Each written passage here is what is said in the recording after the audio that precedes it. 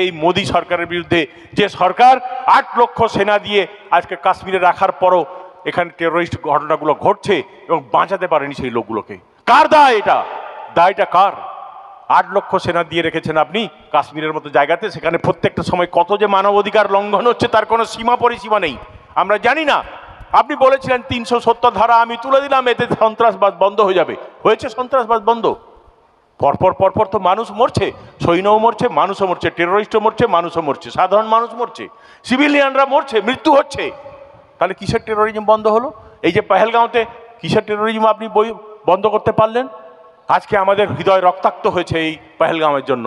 আমরা ছোট হয়ে গেছি, আর আমরা এখানে দিনকে দিন দেখছি কিছু মিডিয়া, কিছু চ্যানেল, কিছু রাজনৈতিক নেতা তারা সারাক্ষণ হিন্দু হিন্দু হিন্দু করে যাচ্ছেন, হিন্দু আর মুসলমান, হিন্দু আর মুসলমান বলে পাকিস্তানকে মেরে উড়িয়ে দাও, উড়িয়ে দাও পাকিস্তানকে, তাতে আমাদের কিছু যায় আসে না। আরে পাকিস্তানকে মেরে উড়িয়ে দিলে তোমার সরকার থাকবে না। তোমরা পাকিস্তানের বিরোধিতা করে পাকিস্তানের নামেই তো তোমরা ভোট করছো। ওদের যদি 5টা সেন্টেন্স বলতে হয় যে বলুন তো 5টা আপনাদের এজেন্ডা কি, তারপরে 3বার তারা পাকিস্তানের নাম নেবে মিনিমাম। তার পাকিস্তান না থাকলে তুমি ভোটে আজ থেকে জিততে কি করে, তুমি সরকারে আসবে কি করে? আজ পাকিস্তানের নাম নিয়ে যা ইচ্ছা করতো পাকিস্তানের সঙ্গে কি করবে সেটা পাকিস্তান বুঝে নেবে, তাতে আমাদের কিছু যায় আসে না। আমাদের দাবি একটাই যে টেরোরিজম বন্ধ হোক, আর মুসলমানদের প্রতি বিরোধিতা এটা বন্ধ করতে হবে। মোদি, তোমার নিয়তটা আমরা জেনে ফেলেছি, তাই তো আমরা নিয়ত জানি বলি তো, নিয়তটা জেনেছি। কি নিয়ত? না আমাদের মসজিদ, আমাদের ঈদগাহ, আমাদের কবরস্থান ভেঙে বুলডোজার দিয়ে গুড়িয়ে দেবে, গুড়িয়ে দিয়ে তার পুঁজিপাতিদের দিয়ে দেবে। এতে জাটের সঙ্গে পেরে ওঠেনি, পাঞ্জাবিদের সঙ্গে পেরে ওঠেনি, কারণ কৃষি আইনকে প্রত্যাহার করছে এবং লক্ষ লক্ষ কোটি কোটি টাকা তার বন্ধুরা এই শিল্পপতিরা তাকে দিয়েছে নরেন্দ্র মোদীকে, যাতে কিনা এই জমিটা তাদের দেওয়া হয়। তারা ওখানে বিভিন্ন রকম মাল্টিপ্লেক্স করবে, বিভিন্ন খামার করবে, বিভিন্ন ইন্ডাস্ট্রি তৈরি করবে, দেওয়া হয়েছে। সে তাহলে কারোর জমি পাচ্ছি না, ওয়াকাফের জমি দাও, ওয়াকাফের জমি দাও। কথায় আছে না যে কাউকে ধরতে না পারিস এই বেড়ে শালাকে ধর, সেইটাই হচ্ছে কথা। এই বেড়ে শালাকে, মুসলমানদের কোনো একতা নেই এখানে। এই জন্য বললাম রাজনৈতিক মতবাদের বিরুদ্ধে গিয়ে, রাজনৈতিক মতবাদ এখানে কিচ্ছু নেই। কেউ কে তৃণমূল, কে কংগ্রেস, কে সিপিএম, কে সিপিআই আমরা জানি না। আজকে আমাদের গলায় পা দিয়েছেন, আমরা বিরোধিতা করব, সবাই একসঙ্গে বিরোধিতা করব। করব কিনা? করব কিনা? করব তো। আর একটার পর একটা আইন মুসলমান বিরোধী করে যাচ্ছ, তুমি বলছো মুসলমানদের ভালোর জন্য। একটা কথা বলবো, যে মুসলমানদের ভালোর জন্য যে আইন তুমি পাস করছো, লোকসভায় একটা মেম্বার তোমার আছে, একটা মেম্বার আছে। বিজেপি বলুক তো যে লোকসভায় আমার একটা মেম্বার আছে, রাজ্যসভায় একটা মেম্বার আছে আমার মুসলমান, যে কিনা বিলটা পেশ করতে পারে।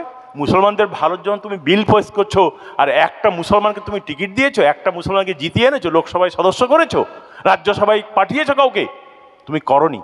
তাহলে মুসলমানদের প্রতি তোমার ভালোবাসা কিরকম ভালোবাসা সেটা বুঝতে পারছি, তোমার নিয়তটাও বুঝতে পারছি। এইটা আমরা হতে দেব না। মুসলমানদের সেকেন্ড ক্লাস সিটিজেন বানাবে, সেটা আমরা হতে দেব না। এর জন্য আমরা একসঙ্গে লড়াই করব। এখানে কোনো রাজনৈতিক ভেদাভেদ নেই, এখানে কেউ নেই। হিন্দু ভাইরাও আমাদের প্রচুর সমর্থক আছে, প্রচুর। আমি আজকে মিডিয়াতে পড়ছি, আমি সোশ্যাল মিডিয়া সারাক্ষণ ফলো করি, সেখানে দেখি কেমনভাবে হিন্দু ভাইরা আমাদের সাপোর্টে তারা বেরিয়ে আসছেন, কিভাবে তারা বক্তব্য রাখছেন, কি তারা বলতে চাইছেন। বহু রয়েছে। আর অনেকগুলো লোক কি করছে, রাজনৈতিক বিভাজন চাইছে, তারা ক্ষমতায় আসতে চাইছে।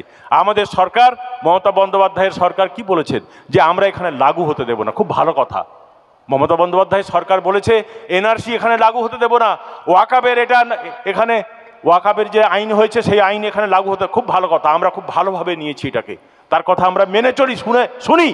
কিন্তু একটা কথা আছে না, তিনি তো সব দিন থাকবেন না। তিনি কি চিরদিন থাকবেন? চিফ মিনিস্টার থাকবেন না। এক সময় তিনি চলে যাবেন, ক্ষমতা থেকে চলে যাবেন, বয়স হলে মারা যাবেন, যা কিছু হবে, আইনটা থেকে যাবে। সেই জন্য আইনের বিরোধিতা করতে হবে।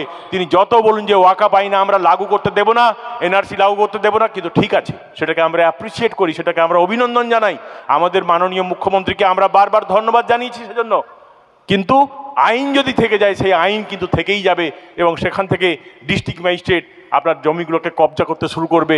আর আমাদের মতো বদ শাসক, এই যে একটা যোগী আছে, যোগী, এদিকে হচ্ছে ছিল, এদিকে হিমন্ত বিশ্ব শর্মা, এরকম বদমাই শয়তান লোকগুলো আছে, তারা কি করবে, একটার পর একটা সম্পত্তির উপর দিয়ে বুলডোজার চালিয়ে দেবে।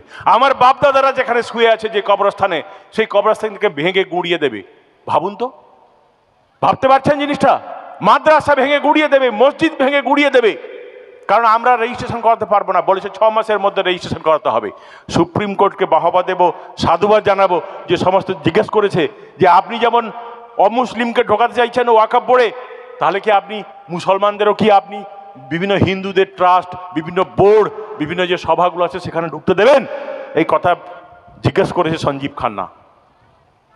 সঞ্জীব খান্না কাকে জিজ্ঞেস করেছে?